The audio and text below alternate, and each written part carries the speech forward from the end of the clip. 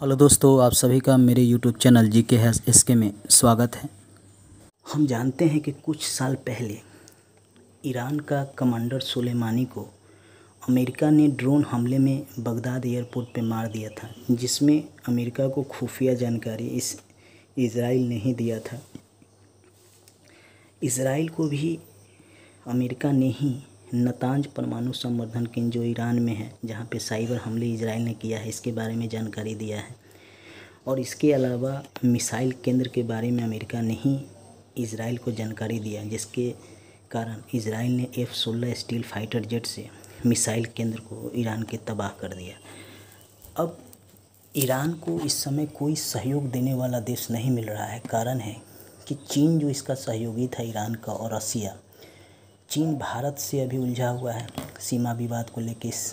इस जगह सीमा विवाद भारत से चल रहा है।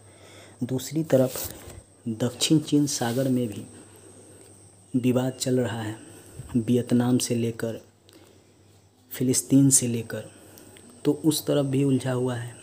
इधर अमेरिका ने अपना नौसेना बेड़ा भेज दिया है दक्षिण चीन सागर में। ताइवान से अलग चीन का विवाद है। उधर जापान और चीन में पीला सागर में एक द्वीप को लेकर विवाद है। तो चाइना इधर उलझा हुआ है। दूसरी तरफ रसिया अभी इस स्थिति में नहीं है कि वह कुछ बोल सकता है, क्योंकि भारत और चीन दोनों रसिया के मित्र हैं। अब ईरान इस समय अकेला है, इसको कोई अभी सहयोग करने वाला देश नहीं मिल रहा है। पहले था कि रसिया और चीन इसके सपोर्ट में थे, लेकिन अभी पूरे विश्व में 3 जगह युद्ध की स्थिति बनी हुई है। एक तो इस क्षेत्र में ईरान और इजराइल के बीच, दूसरा भारत और चीन के बीच, तीसरा जापान और चीन के बीच। इस स्थिति का फ़ायदा उठाकर इजराइल ने ईरान के परमाणु संवर्धन केंद्र और मिसाइल केंद्र पर हमला किया और उसको तबाह कर दिया। अब भारत का भी इसमें हित जुड़ा हुआ है। भारत ईरान का मित्र है, क्योंकि भारत यहाँ पे चाबहार बंदरगाह का विकास कर रहा था पाकिस्तान को इधर से घेरने के लिए। चूँकि ईरान पाकिस्तान से सटा है, पाकिस्तान भारत से। वहीं पाकिस्तान में ग्वादर बंदरगाह का विकास चाइना कर रहा था।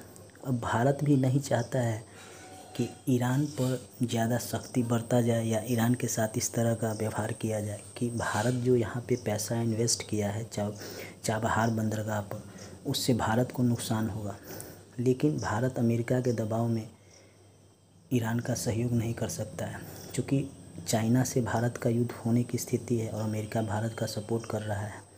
अब इसका फ़ायदा सबसे ज़्यादा इजराइल और अमेरिका को ही मिल रहा है। इधर पाकिस्तान जो है चाइना के समर्थन में इधर सैनिक अपना भेजा है, ताकि जब इधर से चाइना युद्ध करे तो इधर से यह भी युद्ध की स्थिति पैदा कर दे। दूसरी तरफ नेपाल जो हमारा पड़ोसी देश था, कभी हमारे समर्थन में था, अब चाइना के उकसाने पे चाइना के समर्थन में है। ओली जो वहाँ के प्रधानमंत्री हैं, वह भारत विरोधी कार्य कर रहे हैं। तो ये सब परिस्थिति है जिसका फ़ायदा इजराइल और अमेरिका उठा रहा है। इजराइल चाह रहा है कि भारत उससे लड़ाकू विमान हथियार खरीदे, जबकि भारत जो है अभी भी सुखोई और मिग जो है रसिया से ही खरीद रहा है। 39,000 करोड़ का समझौता हुआ है रसिया से हथियार खरीदने के लिए। तो रसिया देख रहा है कि हमें फ़ायदा है, चूँकि चीन और भारत के टकराव में उसका हथियार बिक रहा है। और भारत की भी मजबूरी है, क्योंकि अभी जो 5वीं पीढ़ी का F-35 लड़ाकू विमान है स्टील फाइटर, उसको भारत अगर ख़रीद भी लेता है तो उसको डिलीवरी होने में 4 से 5 साल का समय लगेगा। लेकिन भारत और चाइना के बीच अगर युद्ध हो गया तो हमें अभी ही फाइटर जेट चाहिए। इसलिए हमारा झुकाव रसिया की तरफ अभी है, और ये गठजोड़ है जिसका फ़ायदा इजराइल और अमेरिका उठा रहा है। हमने अमेरिका के दबाव में ईरान से तेल लेना भी बंद कर दिया, और अभी हम नाइजीरिया से तेल ले रहे हैं, जबकि हम इराक से तेल लेते हैं सबसे ज़्यादा। दूसरा स्थान पे सऊदी अरब था और तीसरे स्थान पे ईरान था, लेकिन अब ईरान की जगह पे नाइजीरिया से हम तेल लेने लगे हैं। आइए उसे भी जानते हैं कि इज़राइल ने ईरान पे हमला किया और क्या कहा कि किस कारण से उसने ईरान पे हमला किया है। इज़राइल का कहना है कि ईरान अपने हथियार और मिसाइल लगातार उन्नत बना रहा है। यह इज़राइल का कहना है और वह इस यहूदी के विरोध में हिजबुल्लाह को सप्लाई करेगा। और हिजबुल्लाह से इज़राइल का हमेशा टकराव चल रहा है, चूँकि यहाँ पे फ़िलिस्तीन है और इज़राइल ने इस क्षेत्र पर कब्ज़ा कर लिया है। चूँकि इज़राइल में यहूदी रहते हैं और यहूदी जो हैं जर्मनी से, जब हिटलर ने यहूदी को द्वितीय विश्व युद्ध में मारना शुरू किया था तो यहूदी वहाँ से भागकर इस क्षेत्र में आए थे। पहले यहाँ फ़िलिस्तीन का क्षेत्र था जिस पर इज़राइल ने कब्ज़ा कर लिया और धीरे धीरे इन क्षेत्रों को जीत कर एक देश बना लिया था। अब जो है इज़राइल का कहना है कि हिजबुल्लाह जो यहूदी विरोधी कार्य कर रहा है उसको यह ईरान जो है मिसाइल देगा और उसी को रोकने के लिए इज़राइल ने ईरान के परमाणु ठिकानों और मिसाइल ठिकानों पर हमला कर उसे उड़ा दिया। अब साइबर अटैक की बात चल रही है ईरान के परमाणु ठिकानों पर, तो साइबर अटैक होता क्या है आइए उसे भी जानते हैं। साइबर अटैक क्या है आइए जानते हैं। पूरे कंप्यूटर नेटवर्क पर हमला किया जाता है, डाटा चुरा लिया जाता है, रिमोट कंप्यूटर को अपना प्रोग्राम अप टू डेट कर उसे अपने नियंत्रण में ले लिया जाता है। लिंक के द्वारा साइबर अटैक किया जाता है, जैसे मैसेज भेजकर, व्हाट्सएप पे मैसेज भेजकर, एसएमएस के द्वारा मैसेज भेजकर साइबर अटैक किया जाता है। ईमेल के थ्रू साइबर अटैक होता है।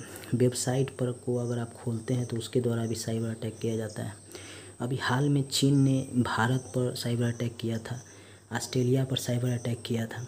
तो अब जो युद्ध है वह साइबर के अटैक के द्वारा भी किया जाता है। साइबर अटैक में जो हमारी रक्षा प्रणाली है उस पर अटैक किया जाता है, हमारी खुफिया जानकारी को चुरा लिया जाता है।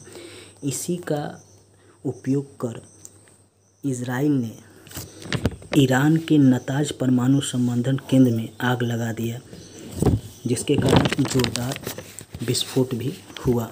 कुछ लोग का मानना है कि उसने अपने फाइटर जेट से वहाँ पे बम गिराकर उसको नष्ट किया, लेकिन साइबर अटैक भी माना जा रहा है, क्योंकि वहाँ के जो भी समाचार पत्र हैं उसमें यह बात सामने आ रहा है।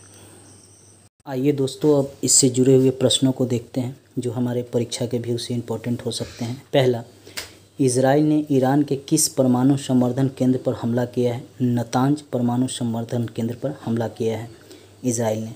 अगला प्रश्न है, ईरानी रेवोल्यूशनरी गार्ड की कुलीन वर्ग की सेना के प्रमुख जनरल कासिम सुलेमानी को इराक बगदाद हवाई अड्डे पर किसने मार दिया?